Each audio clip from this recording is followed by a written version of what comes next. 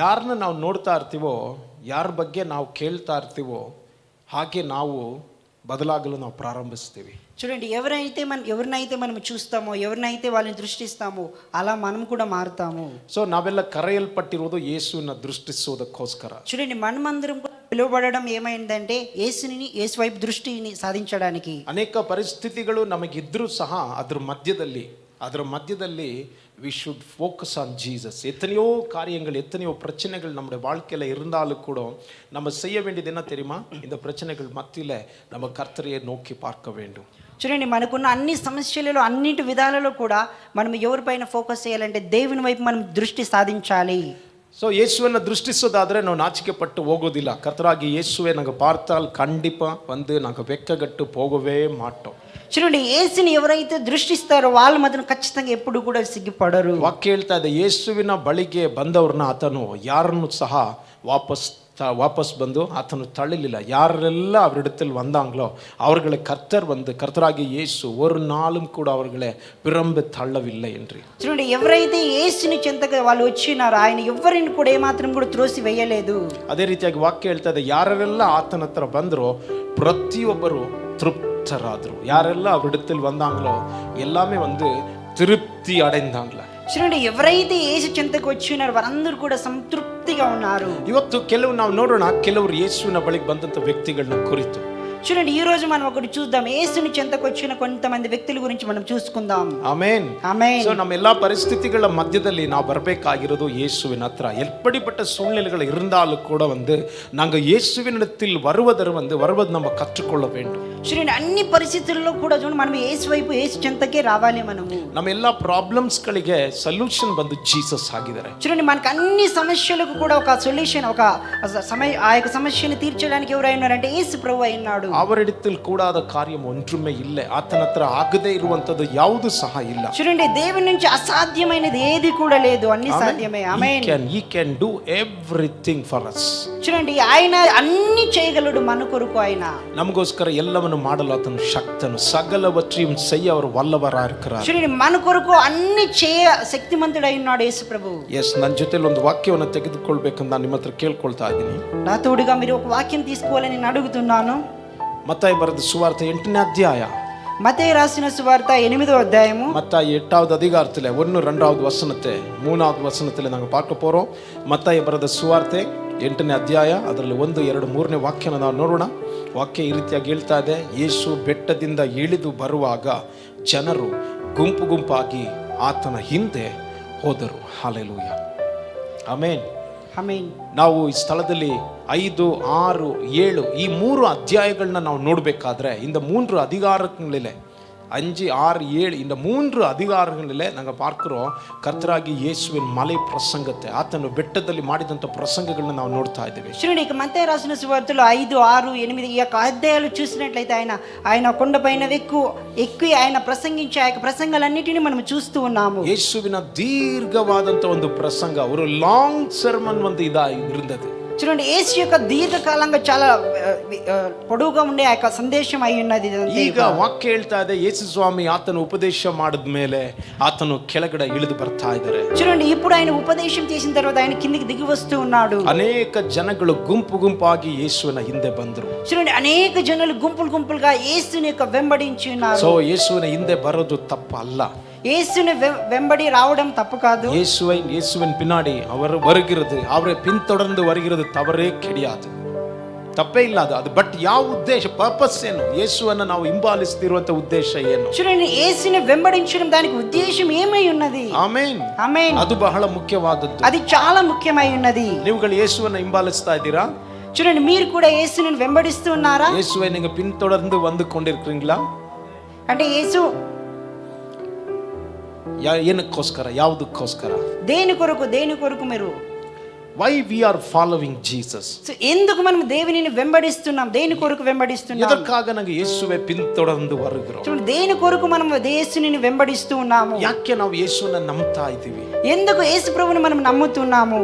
హల్లెలూయా, హల్లెలూయా, amen, amen. ಅನೇಕ ಜನಗಳು ಅನೇಕ ಕಾರ್ಯಕ್ಕೋಸ್ಕರ ಯೇಸುವನ್ನ ಹಿಂಬಾಲಿಸಿದ್ರು. చూడండి, అనేక జనాలు అనేక కార్యక్రమాల కోసం వాళ్ళు యేసుని వెంబడించి ఉన్నారు. ದೊಡ್ಡ ಗುಂಪು ಯೇಸುವನ್ನ ಹಿಂಬಾಲಿಸಿತು. చూడండి, పెద్ద గుంపు యేసు ప్రభువుని వెంబడించి ஒரு ఉన్నది. பெரிய கூட்டம் வந்து இயேசுவை பின்தொடர்ந்து வந்தது. చూడండి, ఒక పెద్ద కుటుంబం ఆ గుంపు మాదిరి కూడా యేసుని వెంబడించి ఉన్నది. ஆனா இயேசுவுக்கு வந்து புரிந்தது அவருடைய நோக்கம் வந்து சரியா இல்லை என்று. ಆತನನ್ನು ಹಿಂಬಾಲಿಸುವಂತ ಕೆಲವು ವ್ಯಕ್ತಿಗಳನ್ನ ಕುರಿತು ಯೇಸು ಸ್ವಾಮಿಗೆ ಗೊತ್ತಿತ್ತು, ಅವರ ಉದ್ದೇಶಗಳೆಲ್ಲ ಬರೀ ಸೆಲ್ಫ್ ಆಗಿದೆ, ಸ್ವಾರ್ಥವಾಗಿದೆ ಅಂತ. చూడండి, యేసుని వెంబడించే కొంతమంది వ్యక్తులను యేసు ప్రభు బాగా తెలుసు. వాళ్ళ యొక్క స్వార్థపరంగా ఏదైతే ఆలోచిస్తున్నారని యేసుకు తెలుసు. అది ನಾವೆಲ್ಲರೂ ಸಹ ಯೇಸುವನ್ನ ಹಿಂಬಾಲಿಸುವುದಕ್ಕೋಸ್ಕರ ಕರೆಯಲ್ಪಟ್ಟಂತ ಜನಗಳು. చూడండి, మనమందరం కూడా యేసుని వెంబడించడానికి పిలువబడిన వ్యక్తులమై ఉన్నాము. எஸ், அவரை பின்தொடர்ந்து வர வேண்டும் என்று அழைக்கப்பட்ட ಜನಗಳು நாங்களா இருக்கிறோம். ಅದರಿಂದ ನಾವು ಮಾಡಬೇಕಾಗಿರೋದು ಏನಂತಂದ್ರೆ ನಮ್ಮ ಉದ್ದೇಶಗಳೆಲ್ಲ ಸರಿಯಾಗಿರಬೇಕು. చూడండి, మనము యేసుని వెంబడించడానికి మనమందరం పిలువబడి ఉన్నాం కనుక దేవుని యొక్క ఉద్దేశపూర్వకంగా మనం కూడా నడుచుకోవాలి. ಯೇಸುವನ್ನ ಹಿಂಬಾಲಿಸಿದವರು ಎಲ್ಲರೂ ಸಹ ದೇವರ ಉದ್ದೇಶದಲ್ಲಿ ಇದ್ದಾರೆ ಅಂತ ಸತ್ಯವೇದ ಹೇಳಲ್ಪಟ್ಟಿಲ್ಲ. யாரெல்லாம் அவரை பின்தொடர்ந்து வந்தாங்களோ அவங்க எல்லாமே வந்து தேவனுடைய நோக்கத்தினாலே அவருடைய சித்தத்தின்படியே இருந்தார்கள் என்று வசனத்தில் சொல்லவில்லை. చూడండి, ఎవరైతే అందరూ కూడా వెంబడించిన ప్రతి ఒక్క వ్యక్తులు కూడా దేవుని యొక్క చిత్తానుసారంగా వెంబడించి ఉన్నారని కూడా ఎక్కడ కూడా ఈ గ్రంథంలో రాయబడి లేదు. ಬಟ್ ನಾವೆಲ್ಲರೂ ಸಹ ಯೇಸುವನ್ನ ಫಾಲೋ ಮಾಡಬೇಕಾಗಿದೆ. చూడండి, మనమందరం కూడా యేసుని వెంబడించే వ్యక్తులుగా మనం ఉండాలి. ಬಟ್ ನಾವು ಯಾರು ಸೆಲ್ಫಿಶ್ಗಳಾಗಿ ನಾವು ಇರಬಾರ್ದು. మనమందరం కూడా చూడండి, అంటే ಸ್ವಾರ್ಥಪರುలుగా మనం ఉండకూడదు. Amen, amen. ಸೊ ಯಾವತ್ತೂ ಸಹ ನಮ್ಮ ಲಾಭಕ್ಕಾಗಿ ಅಲ್ಲ, ಬೇರೆಯವರ ಲಾಭಕ್ಕೋಸ್ಕರ, தேவர லாபக்கோஸ்கர, தேவர ராஜ்யத லாபக்கோஸ்கர அப்படின்னா கர்த்தருடைய பாருங்க, அவருடைய லாபத்திற்காக, தேவனுடைய ராஜ்யத்தின் லாபத்திற்காக என்னால வந்து ಮற்றವர்களுக்கு ஒரு ಬೆನಿಫಿಟ್ வரணும் அப்படி நம்ம வாழணும். ಆ ರೀತಿಯಾಗಿ ನಾವು ಜೀವಿಸಬೇಕು. ನಾನು ಇನ್ನೊಬ್ಬರಿಗೆ ನಾವು ಬ್ಲೆಸ್ಸಿಂಗ್ ಆಗಿರಬೇಕು. ಆ ರೀತಿಯಾಗಿ ನಾವು ಜೀವಿಸೋದಾದ್ರೆ, ಯೇಸುವನ್ನ ಹಿಂಬಾಲಿಸೋದಾದ್ರೆ ಅದೊಂದು ದೊಡ್ಡ ಬ್ಲೆಸ್ಸಿಂಗ್ ಆಗಿ ನಮ್ಮ ಮಾರ್ಗ. చూడండి, మన యొక్క లాభం కొరకు మనం దేవుని వెంబడించి కూడా ఆయనని నమ్మకూడదు, కానీ వేరే వ్యక్తుల కొరకు మనం ఆ యొక్క లాభం కొరకు మనం ఉండాలి, జీవించాలి. హల్లెలూయా, హల్లెలూయా. ఓకే, ఇల్లొಬ್ಬ వ్యక్తి ಬರ್ತಾ ಇದ್ದಾನೆ. చూడండి, ఇంకొక వ్యక్తి ఇక్కడ వస్తూ ఉన్నాడు. ಅನೇಕ ಜನಗಳ ಗುಂಪು ಯೇಸುವನ್ನ ಹಿಂಬಾಲಿಸಬೇಕಾದ್ರೆ ಇಲ್ಲೊಬ್ಬ ವ್ಯಕ್ತಿ ಇದ್ದಾನೆ.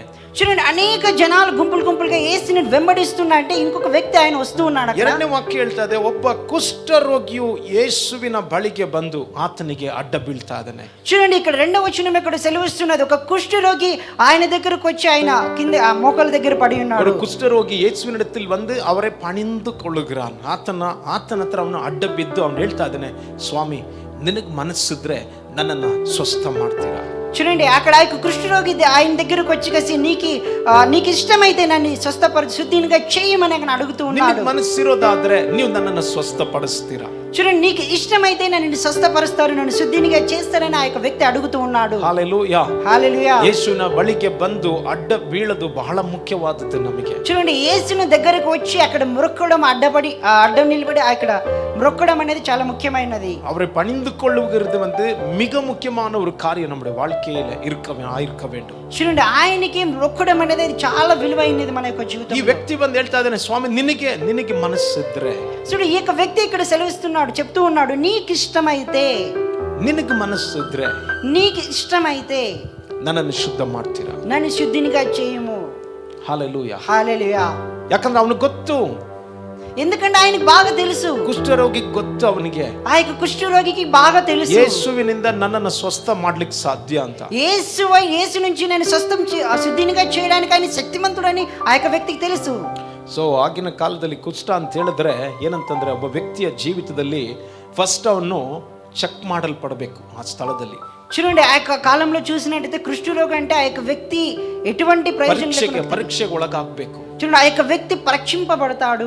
7 ದಿನ ಅವನ ಮನೆ ಒಳಗಡೆನೆ ಇರಬೇಕು. చూడండి, 7 రోజులు ఆయనకు ఇంట్లోనే ఉండాలి. ఆయన బయటికి ಇನ್ನೂ ಅದ್ರ ಸೈನ್ ಗೊತ್ತಾಗ್ಲಿಲ್ಲ, ಅದರುடைய வந்து என்னது அறுவரைக்கு வந்து தெரியவில்லை காட்டி என்ன பண்ணும், 14 நாட்கள் வந்து அது அறிகுறி இருக்கு பாருங்க, அது ரெக்கக்னைஸ் ஆகுற வரை அவன் என்ன பண்ணும், 14 நாட்கள் வீட்டுக்குள்ள இருக்க வேண்டுமா.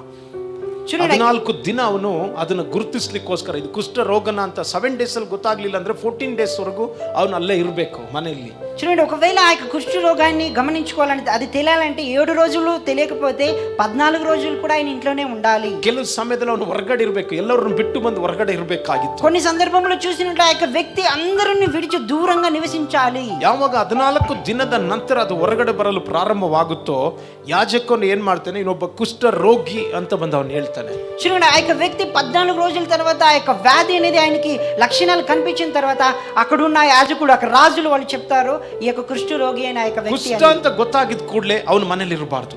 చూడండి, కుష్ఠ రోగం అని ఆ యొక్క వ్యక్తి అని తెలిసిన వెంటనే ఆ యొక్క వ్యక్తి ఇంట్లో ಮನೆಯಲ್ಲಿ ಯಾಕೆ ಅವನು ಯಾವ ಆ ಊರಲ್ಲೇ ಬಂದು ಇರಬಾರ್ದು. ఆ యొక్క ఇంట్లోనే కాదు, ఆ యొక్క ఊర్లోనే ఆ యొక్క వ్యక్తి ఉండకూడదు. ಯಾಕಂದ್ರೆ ಎಲ್ಲಿ ಹೋದ್ರು ಜನಗಳು ಅವನ್ನ ಸ್ವೀಕರಿಸ್ಕೊಳ್ತಾ ಇರ್ಲಿಲ್ಲ, ಅಂಗೀಕರಿಸ್ಕೊಳ್ತಾ ಇರ್ಲಿಲ್ಲ.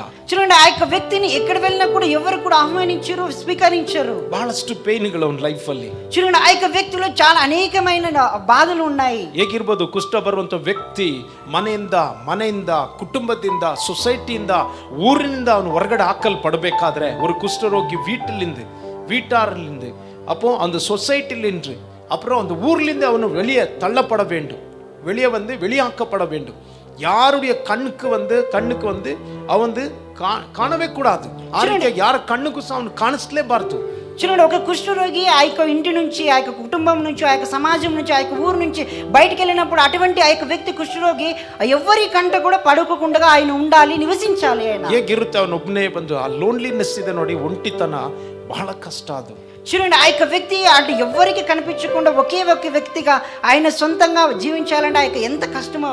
ಬಟ್ ಯಾರಿಗೂ ಅಷ್ಟೇ ಇನ್ನೊಬ್ಬ ಸ್ವಸ್ಥವಾಗಬೇಕು ಅಂತ ಮನಸ್ಸು ಬಂದು ಇರೋದಿಲ್ಲ. ಕಾರಣ ಅಂತಂದ್ರೆ ಯಾರು ಸಹ ಅವನ ಜೊತೆಲಿ ಬಂದು ಸೇರೋದಿಲ್ಲ. చూడండి, ఆ యొక్క వ్యక్తికి కూడా బాగా అయితే బాగుంటుందని చెప్పేసి అనుకుంటుంటాడు, కానీ ఎవరు కూడా ఆ యొక్క ఆయనకి మంచి చేయాలని ఆశించరు. ಬಟ್ ಈಗ ಇರುವಂತದ್ದು ನೋಡ್ರಿ, చూడండి ఇప్పుడు ఉన్నది చూడండి, ಈಗಿರುವಂತ ಕಾಯಿಲೆ ಬಂದು ನಾವು ನೋಡ್ತಾ ಇರೋದು ಏನಿದೆ, ಕೊರೋನಾ. చూడండి, ಕುಷ್ಠ ರೋಗಕ್ಕಿಂತಲೂ ಭಯಂಕರವಾದದ್ದು. చూడండి, ఇప్పుడున్న ఈ యొక్క కరోనా చూసినట్లయితే కుష్ఠ రోగానికంటే ఎక్కువైన ఉన్నది. ಯಾವಾಗ ಇದು ಒಬ್ಬ ವ್ಯಕ್ತಿ ಜೊತೆಲಿ ಪಾಸಿಟಿವ್ ಆಗ್ತಾನೋ ಸೇಮ್ ಅದೇ ರೀತಿಯಾಗಲ್ವಾ, 14 days ಅವನು 10 days 14 days ಹೊರಗಡೆ ಇರ್ಬೇಕು ಅವನು. చూడండి, ఏ ఒక వ్యక్తి అయితే పాజిటివ్ అని తెలిసిందంటే ఆయన 7 రోజులు 14 రోజులు ఇంట్లోనే ఉండాలి కదా. ఇప్పుడు కూడా ಫ್ಯಾಮಿಲಿ ಅವರೇ ಇಟ್ಕೊಳ್ಳಿಕ್ಕೆ ಆಗೋದಿಲ್ಲ. చూడండి, కుటుంబంలో ఉన్న వ్యక్తులే ఆయనని పెట్టుకోవడానికి ఉండదు. ಇದು ಆರಂಭದಲ್ಲಿ ಹೇಗಿತ್ತು, ಭಯಂಕರ ಡೇಂಜರ್ ಆಗಿ ಎಷ್ಟು ಜನನ್ನ ಬಂದು ಬಲಿ ತೆಗೆದುಕೊಳ್ತು. ಜನಗಳು ಪ್ಯಾನಿಕ್ ಆಗಿ ಭಯಪಟ್ಟು ಗಾಬರಿಯಿಂದ ಎಷ್ಟೋ ಜನಗಳು ಹೊರಟೋದ್ರು. చూడండి, ఆరంభంలో చూసినట్లయితే ఈ యొక్క రోగం ఎంత భయంకరంగా ఉండేది, ఎంతమంది కూడా భయపడి భయాందోళనలో ఉండేవాళ్ళు. ಸೊ ದೇವ ಜನರೇ, ನಾವು ಯಾವಾಗಲೂ ಸಹ ಯೇಸುವಿನ ಜೊತೆಲಿರೋದು ಬಹಳ ಮುಖ್ಯ. చూడండి, దేవుని జనలమైన మనమందరం కూడా ఎల్లప్పుడూ దేవుని చెంతలో నివసించి ఉండడం చాలా మంచిది. ಕೆಲವು ಸಮಯದಲ್ಲಿ ನಮ್ಮ ಗಂಡ ಹೆಂಡತಿ ಮಕ್ಕಳು ತಂದೆ ತಾಯಿಗಳು ಕುಟುಂಬ ಜನಗಳು ಸ್ವಂತದವರು ತಿಳಿದವರು ಎಲ್ಲರೂ ಸಹ ಕೈ ಬಿಟ್ರು ಸಹ ನಮ್ಮನ್ನು ಕೈ ಬಿಡದೇ ಇರುವ ಆತನೊಬ್ಬರಿದ್ದಾರೆ, ಯೇಸು.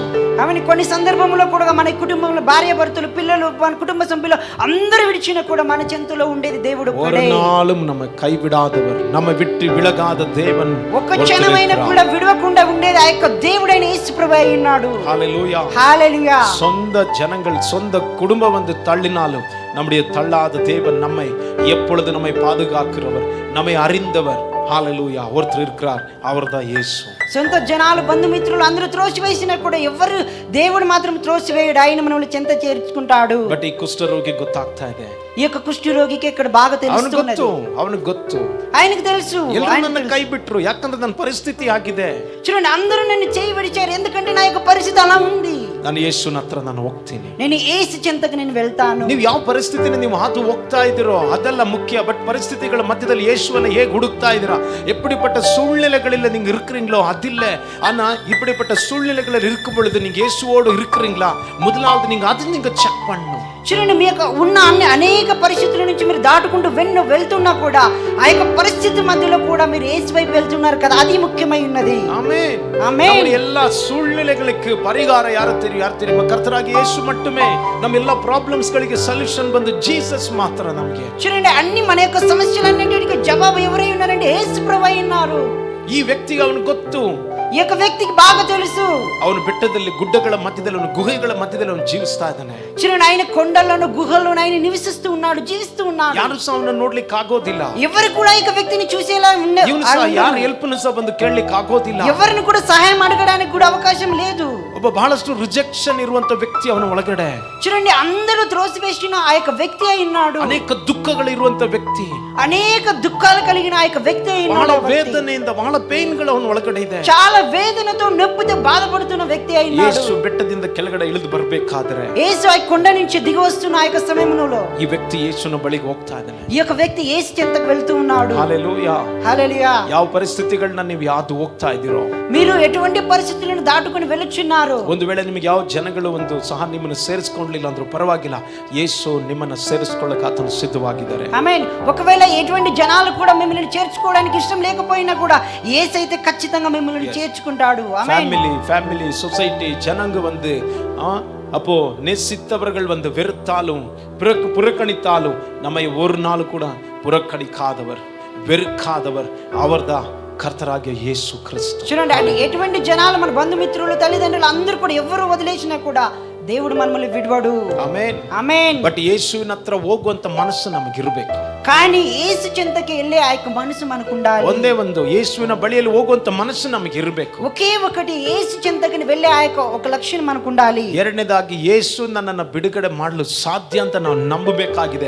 ಯೇಸು என்னை விடுவிக்க முடியும், அவர் ஆளதா கூடு என்ற ಒಂದು ವಿಶ್ವಾಸ ನಮக்குள்ளே ಒಂದು இருக்க வேண்டும். సో రెండవదిగా చూసినట్లయితే యేసు దాని నుంచి విడిపించగల శక్తిమంతుడు, ఆ యొక్క విశ్వాసం మనకు ఉండాలి. நீங்க உங்களுக்கு விசுவாசம் இருக்கா, அவரிடத்தில் வரணும். நீங்க చూడండి, మీకు ఒకవేళ విశ్వాసం ఉందా, ఆయన చెంతకు మీరు రండి. ಅವನು ಹೇಳ್ತಾ ಇದ್ದಾನೆ, ಕುಷ್ಠರೋಗಿ ಬಂದು ಹೇಳ್ತಾ ಇದ್ದಾನೆ, ఆ యొక్క కృష్ణుడికి చెప్తూ ఉన్నాడు, ಸ್ವಾಮಿ ನಿನಗೆ ಮನಸ್ಸಿದ್ರೆ, దేవా నీకు ఇష్టమైతే, ನಿನಗೆ ಇಷ್ಟ ಇದ್ರೆ, ನಿನಗೆ ಮನಸ್ಸಿದ್ರೆ ನಾನು ಶುದ್ಧ ಆಗ್ತೀನಿ. ప్రభువా నీకు ఇష్టమైతే నేను స్వస్థంగా శుద్ధినిగా బాగుపడతాను అవుతానని చెప్పేసి అడుగుతున్నాడు. ನಾನು ಶುದ್ಧ ಆಗ್ತೀನಿ ಅಂತ ನನಗೆ ಗೊತ್ತು, నేను శుద్ధినిగా అవుతానని నాకు బాగా తెలుసు. ನಿಮ್ಮಿಂದ ಗುಣಪಡಿಸಲು ಸಾಧ್ಯ ಅಂತಲೂ ಸಹ ನನಗೆ ಗೊತ್ತು. మీరు నన్ను స్వస్థపరిచే శక్తిమంతుడై ఉన్నాడని నాకు బాగా తెలుసు. ಬಟ್ ನಿಮಗೆ ಮನಸ್ಸಿದೆಯಾ? అయితే నీకు ఇష్టమై ఉన్నదా? உங்களுக்கு விருப்பம் இருக்கிறதா? ನಿಮಗೆ ಇಷ್ಟ ಇದೆಯಾ ದೇವರೇ? నీకు ఇష్టం ఉన్నదా ప్రభువా అని అడుగుతున్నాడు. ಅದರ ಅರ್ಥ ಏನಂತಂದ್ರೆ ಬಹಳಷ್ಟು ರಿಜೆಕ್ಷನ್ಸ್ ಗಳು ಅವನಿಗೆ. చూడండి, దాని అర్థం ఏమై ఉన్నదంటే అనేక విధాలుగా ఆయన త్రోసివేయబడిన వ్యక్తి ఉన్నాడు. ಒಂದು ವೇಳೆ ಅವನ ಫ್ಯಾಮಿಲಿ ಮೆಂಬರ್ಸ್ ಗಳು ಅವನ ಹೀಲ್ ಆಗ್ಬೇಕು ಅಂತ ಇಷ್ಟಪಟ್ಟಿದಾರೋ ಇಲ್ವೋ, అయితే ఒకవేళ తన యొక్క కుటుంబ సభ్యులు ఆ యొక్క వ్యక్తి బాగు అవ్వాలని చెప్పి స్వస్థపడాలని చెప్పేసి వాళ్ళకి ఆశ ఉందా లేదో కూడా తెలియదు. ಸ್ವಂತ ಜನಗಳು, ಸ್ವಂತ ಕಮ್ಯುನಿಟಿ, ಸ್ವಂತ ಸೊಸೈಟಿ ಏನಿದೆ, ಸ್ವಂತ ಒಂದು ರಿಲೇಟಿವ್ಗಳು, ತನ್ನ ದೇಶದವರು, ತಾನಿದ್ದಂಥ ಸ್ಥಳದವರು ಅವನಿಗೆ ಸ್ವಸ್ಥ ಆಗ್ಬೇಕಂತ ಇಷ್ಟಪಟ್ಟಿದಾರೋ ಇಲ್ವೋ. చూడండి, అక్కడ ఉన్న ఆ యొక్క కుటుంబంలో ఉన్న కుటుంబ సభ్యులు అయితేనేమి, ఆ కులంలో అయితేనేమి, ఆ యొక్క ఊర్లో అయితేనేమి, ఆ యొక్క దేశంలోనైతేనేమి ఆ యొక్క వ్యక్తిని బాగోవాలి, స్వస్థపడాలని ఆశ ఉందో లేదో కూడా తెలియదు. ಬಟ್ ಯೇಸುವಿನ ಅವನ ಬಳಿಗೆ ಬಂದು ಹೇಳ್ತಾ ಇದ್ದಾನೆ, ಸ್ವಾಮಿ ನಿನಗೆ ಮನಸ್ಸಿದ್ರೆ. చూడండి, యేసు చెంతకు దగ్గరికి వచ్చేసి ఆయన అడుగుతున్నాడు, ప్రభువా నీకు ఇష్టమైతే ನನ್ನನ್ನು ಶುದ್ಧ ಮಾಡ್ತೀರಾ? నన్ను శుద్ధినిగా చేయము. ಹಲ್ಲೆಲೂಯಾ, హల్లెలూయా, ಆಮೆನ್, ಆಮೆನ್. ಖಂಡಿತವಾಗ್ಲೂ ಯೇಸುವಿನ ಬಳಿಗೆ ನಾವು ಬಂದು ಹೇಳೋದಾದ್ರೆ, ಅಡ್ಡ ಬೀಳೋದಾದ್ರೆ, ಆತನ ಪಾದವನ್ನು ಹಿಡ್ಕೊಳ್ಳೋದಾದ್ರೆ, ಅವರ ಸಮ್ಮುಖದಲ್ಲಿ ಇರೋದಾದ್ರೆ, ಖಂಡಿತವಾಗ್ಲೂ ನಮ್ಮ ಜೀವಿತ ಅದು ಬದಲಾಗುತ್ತೆ. ఖచ్చితంగా మనం ఆ యొక్క జీవితంలో యేసుని చెంతకు వచ్చినట్లయితే ఖచ్చితంగా మనకున్న సమస్య అన్నిటిలో కూడా మనం నిజంగా స్వస్థ పొందుతాము. அவரிடத்தில் வர வேண்டும், அவர் பாதத்தை பிடிக்க வேண்டும், அவரோடு போராட வேண்டும், அவருடைய சமூகத்தில் நாம் நிலைத்திருக்க வேண்டும், அவரிடத்தில் ஜெபிக்க வேண்டும், அவரிடத்தில் தான் நம்முடைய கண்ணீரை வடிக்க வேண்டும். ஹல்லேலூயா, హల్లెలూయా, ಆಮೆನ್. ಖಂಡಿತವಾಗ್ಲೂ we will become another person. ನಾವು ಬೇರೆ ವ್ಯಕ್ತಿಗಳಾಗಿ ಬದಲಾಗ್ತೀವಿ. ನಾವು ఖచ్చితంగా చూడండి, మనం వేరే వ్యక్తులుగా మార్చబడతాము. ಒಂದು ಕಾರ್ಯ ನಾವು ತಿಳಿದಿರಬೇಕು, ఒకే ఒకటి మనకు బాగా తెలిసిండాలి, ಯೇಸು ಕನಿಕರವುಳ್ಳಂತ ದೇವರಾಗಿದ್ದಾರೆ. యేసు ప్రభు కనికరం గల దేవుడని మనం our God is God of compassion. அவர் இரக்கம் நிறைந்தவர். ಆಮೆನ್. அவர் இரக்கம் நிறைந்தவர், மனதுருக்கம் உடையவர். ಆತನು ಕನಿಕರವು, ದಯೆಯು, ದೀರ್ಘ ಶಾಂತಿ ಉಳ್ಳಂತ ದೇವರು. ఆయన చూడండి, కనికరము, దీర్ఘశాంతి ఆయన కలిగిన ఆ యొక్క దేవుడై ఉన్నాడు. Amen, amen. ಯೇಸುವಿನ ಬಳಿಯಲ್ಲಿ ಬಹಳಷ್ಟು ಕನಿಕರ ಇದೆ. చూడండి, యేసుని యొక్క చెంతలో చాలా ఎక్కువగా కనికరం అనేది ఉన్నది. Amen, amen. ಆತನ ಹತ್ರ, ಆತನು ಯಾರು? ಕನಿಕರದ ಕೃಪಾ ನಿಧಿ, ಕರುಣಾ ನಿಧಿ ಆತನು. చూడండి, ఆయన కనికరం కలిగిన ఆ యొక్క కరుణానిధి, కృపగల దేవుడై ఉన్నాడు. ಕರುಣೆಯಲ್ಲಿ ಐಶ್ವರ್ಯ ಉಳ್ಳ ಆತನು. కరుణలో ఆయన చేసినంత కృపా కలిగిన దేవుడై ఉన్నాడు. ತೆರೆಯಲ್ಪಟ್ಟ ಮನಸ್ಸಿನೊಂದಿಗೆ ಆತನ ಹತ್ರ ಬರೋಣ. ನಾವು మీ ఓపెన్ చేసిన యొక్క హృదయం అనుసారంగా ఆయన చెంతకు రండి. ತೆರೆಯಲ್ಪಟ್ಟಂತ ಹೃದಯದೊಂದಿಗೆ, ವಿಶ್ವಾಸದೊಂದಿಗೆ ಆತನ ಮುಂದೆ ನಾವು ಓಪನ್ ಅಪ್ ಆಗೋಣ, ಆತನ ಮುಂದೆ ನಾವು ತೆರೆಯಲ್ಪಡೋಣ. చూడండి, ఆయన చెంతలో మనం ఓపెన్ అవుదాం. అక్కడ మన యొక్క హృదయం అనే వాకిలి తెరవబడి ఆయన చెంతకు వద్దాం. అన్నాళ్ళు ನೋಡ್ರಿ, అన్నాళ్ళిಗೆ బహಳ ವರ್ಷದಿಂದ ಮಕ್ಕಳಿಲ್ಲ. చూడండి, అన్నాలు చూసినట్లయితే చాలా సంవత్సరాలుగా ఆమెకి పిల్లలు ఉన్నవాళ్ళు లేరు. ಬಹಳ ವರ್ಷದಿಂದ ಮಕ್ಕಳಿಲ್ಲ. చూడండి, చాలా సంవత్సరాల నుంచి పిల్లలు లేరు. ಬಹಳಷ್ಟು ಹಿಂಸೆಗಳು ಅನುಭವಿಸಿರುವಂತ ಒಂದು ಸ್ತ್ರೀ, చాలా హింసలు అనుభవించిన ఆ యొక్క స్త్రీ అయినది ఆమె. ಎಲ್ಕಾನನಿಗೆ ಇಬ್ಬರು ಹೆಂಡತಿಯರು. సారీ, అన్నాళ్ళ వైఫ్ హస్బెండ్ಗೆ ఇಬ್ಬರು ಹೆಂಡತಿ. చూడండి, అన్నాలు ఒక భర్తకి ఇద్దరు భార్యలుగా ఉన్నారు. ಎರಡನೇ ಹೆಂಡತಿಗೆ ಬಂದ ಅವ್ನಿಗೆ ಮಕ್ಕಳಿತ್ತು, బట్ అన్నాళ్ళకి ಬಂದ್ರೆ ಮಕ್ಕಳಿಲ್ಲ. చూడండి, రెండో భార్యకి చూసినట్లయితే ఆ పిల్లలు ఉన్నారు, కానీ అన్నాలకు మాత్రం పిల్లలు లేకపోయారు. ಬಹಳಷ್ಟು ಹೃದಯದಲ್ಲಿ ಪೇನ್ ಅವಳಿಗಿತ್ತು. చూడండి, హృదయంలో చాలా వేదన, బాధ అనేది ఉండేది. ಅವಳಿಗೆ ಗೊತ್ತಿತ್ತು, ಎಲ್ಲಿ ಹೋದ್ರೂ ನನ್ನ ಹೃದಯದ ಭಾರವನ್ನು ಸುರಿದ್ರೆ ನನ್ನ ಜೀವಿತದಲ್ಲಿ ಅದು ಪ್ರಯೋಜನವಿಲ್ಲ, ಹೆಚ್ಚಾಗಿ ನನ್ನ ಹೃದಯವನ್ನ ಕರ್ತನ ಪಾದದಲ್ಲಿ ಸುರಿಸ್ತೀನಿ ಅಂತ. చూడండి, ఎక్కడ వెళ్ళి నా యొక్క హృదయ బాధని, వేదనని చెప్పుకున్నది నాకు బాగు కాదు. నేను యేసుని చెంతలో వెళ్ళినట్లయితే ఖచ్చితంగా నేను దానిని పొందుకుంటానని ఆశతో ఉండేది. ಆಮೆನ್, ఆమేన్. ಸೊ ದೇವರ ಮುಂದೆ ಬರೀ ನಮ್ಮ ಕಣ್ಣೀರುಗಳು ಮಾತ್ರ ಅಲ್ಲ, ನಮ್ಮ ಹೃದಯಗಳು ತೆರೆಯಲ್ಪಡಬೇಕು. చూడండి, యేసుని చెంతలో మన యొక్క కన్నీటి ప్రార్థన కాకుండా మన యొక్క హృదయంను కూడా తెరవబడాలి. ஆண்டவருக்கு முன்பாக நம்ம கடந்து செல்லும் பொழுது நம்ம இருதயம் வந்து திறக்கப்பட வேண்டும். அதுதான் முக்கியம். చూడండి, మన యొక్క హృదయంతో ఆయన చెంతకి వెళ్ళినట్లయితే ఖచ్చితంగా బాగుంటుంది. ದೇವರು ಅನ್ನಳ ಹೃದಯವನ್ನ ನೋಡಿದ್ರು. చూడండి, దేవుడు అన్నాలను ఆ యొక్క హృదయాన్ని చూసి ఉన్నాడు. ಅನ್ನಳ ಹೃದಯ ಅಲ್ಲಿದ್ದಂತ ಏಲಿ ಪಾಸ್ಟರ್ಗೆ ಅರ್ಥ ಆಗ್ಲಿಲ್ಲ. చూడండి, అన్నాలు ఆ యొక్క హృదయం అక్కడున్న పాస్టర్ కూడా అర్థం కాలేదు. ಅನ್ನಾಳು ಬಂದು ಅವನು ಅನ್ನಳನ್ನ ತಿಳ್ಕೊಂಡು ನೀನು ಕುಡಿದು ಬಂದಿದ್ಯಾ ಅಂತ ತಿಳ್ಕೊಳ್ತಾ ಇದ್ದಾನೆ. చూడండి, మీరు తాగి వచ్చినారని కూడా అక్కడున్న వ్యక్తి తెలుసుకుని ఉంటున్నాడు. ಬಟ್ ಅನ್ನಾಳಾದ್ರೂ ತನ್ನ ಹೃದಯವನ್ನ, ತನ್ನ ಹೃದಯത്തെ ಕರ್ತರುடைய ಪಾದத்திலே ಊற்றிಕೊಂಡಿರುತ್ತಾಳೆ. చూడండి, అన్నాలు ఆమె అయితే తన హృదయానుసారంగా దేవుని యొక్క పాదాల చెంతకు వచ్చినప్పుడు ఆయన స్వస్థత పొందుతుంది. ఆమె ದೇವರ ಮಕ್ಕಳು ಯಾವಾಗಲೂ ಸಹ ನಾವು ತಿಳಿದಿರಬೇಕು, ನಮ್ಮ ಹೃದಯವನ್ನ ಕರ್ತನ ಪಾದದಲ್ಲಿ ನಾವು ಸುರಿಸ್ಬೇಕು. చూడండి, దేవుని బిడ్డలమై మనమందరం కూడా మన యొక్క హృదయాన్ని దేవుని యొక్క పాదాల చెంతలు మనం కురిపించాలి. ಆಮೆನ್, ఆమేన్. ನಮ್ಮ ಕಣ್ಣೀರುಗಳು ನಮ್ಮ ಹೃದಯದಿಂದ ಬರಬೇಕಾಗಿದೆ. చూడండి, మన యొక్క కన్నీళ్లు కూడా హృదయానుసారంగా మన యొక్క కన్నీటిలు రావాలి. ಖಂಡಿತವಾಗ್ಲೂ ಸಹ ದೇವರ ಸಮ್ಮುಖದಲ್ಲಿ ದೇವರ ಮಕ್ಕಳು ಆತನ ಪಾದದಲ್ಲಿ ನಮ್ಮ ಹೃದಯವನ್ನು ಸುರಿಸಬೇಕಾದ್ರೆ ಅವ್ರು ನಾಚಿಕೆ ಪಟ್ಟು ಹೋಗೋದಿಲ್ಲ. సో ఖచ్చితంగా దేవుని యొక్క బిడ్డలమైన మనమందరం కూడా దేవుని చెంతలో వెళ్ళి మన యొక్క హృదయానుసారంగా దేవుని యొక్క పాదాల చెంతలో పెట్టినట్లయితే ఖచ్చితంగా మనం ఎప్పుడు కూడా సిగ్గుపడము. ಅವಳು ಏನ್ ಪ್ರಾರ್ಥನೆ ಮಾಡಿದ್ಲೋ, ಯಾವ್ದಕ್ಕೆ ಕಣ್ಣೀರಿಟ್ಲೋ, ಯಾವ್ದಕ್ಕಾಗಿ ತನ್ನ ಹೃದಯವನ್ನ ಸುರಿಸಿದ್ಲೋ, ಅದಕ್ಕೆ ಬೇಕಾದಂತ ಆನ್ಸರ್ ಅನ್ನ, ಉತ್ತರವನ್ನ ದೇವರು ಅವಳಿಗೆ ಕೊಟ್ರು. చూడండి, ఆమె ఏ రకంగా ప్రార్థన చేసిందో, ఎలా ఏం చేసిందో, కానీ ఆ యొక్క ప్రార్థనకి జవాబు దొరికి ఉన్నది దేవుని చెంతలో. ಅದ್ಭುತವಾದಂತ ಮಗನನ್ನ, ಒಬ್ಬ ಪ್ರವಾದಿಯನ್ನ, ಇಸ್ರಾಯೇಲ್ ಜನಗಳಿಗೆ, ಇಸ್ರಾಯೇಲ್ ಕುಲಕ್ಕೆ ಒಂದು ದೊಡ್ಡ ಪ್ರವಾದಿಯನ್ನ ದೇವರು ಅನ್ನಳ ಗರ್ಭದಲ್ಲಿಟ್ರು.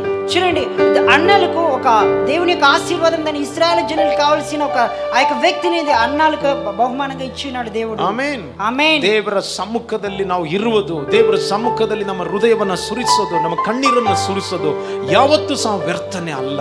చూడండి, దేవుని యొక్క సన్నిధిలో ఆయన పాదాల చెంతలో మన హృదయానుసారంగా మన కన్నీటినన్నిటిని విడివేది ఏది కూడా వ్యర్థం అనేది కాదు. ಮನುಷ್ಯನ ಮುಂದೆ ನಾವು ಹೋಗೋದು ಬಹಳಷ್ಟು ಸಮಯ ವೇಸ್ಟ್. ಅದು చూడండి, మనిషి చెంతకి వెళ్ళి మనం బాధపడడం అది చాలా సమయం వేస్ట్. అది ಮನುಷ್ಯನ ಮುಂದೆ ನಾವು ಕೆಲವೊಂದು ಶೇರ್ ಮಾಡ್ಕೊಳ್ಳೋದು ಬಹಳ ವ್ಯರ್ಥವಾಗಿ ಹೋಗುತ್ತೆ.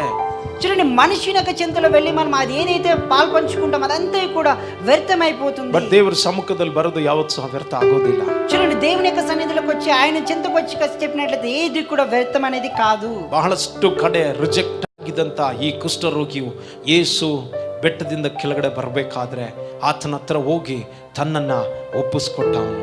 చూడండి, అనేక విధములుగా త్రోసివేయబడిన ఈ యొక్క కుష్ఠరోగి దేవుని చెంతకు వచ్చినప్పుడు ఆయన స్వస్థపడుతూ ఉన్నాడు. ಯೇಸು ಕೆಳಗಡೆ ಬರಬೇಕಾದ್ರೆ ವಾಕ್ಯ ಹೇಳ್ತಾ ಇದೆ, ಅವನು ಯೇಸುವಿಗೆ ಅಡ್ಡ ಬಿದ್ದ ಅಂತ.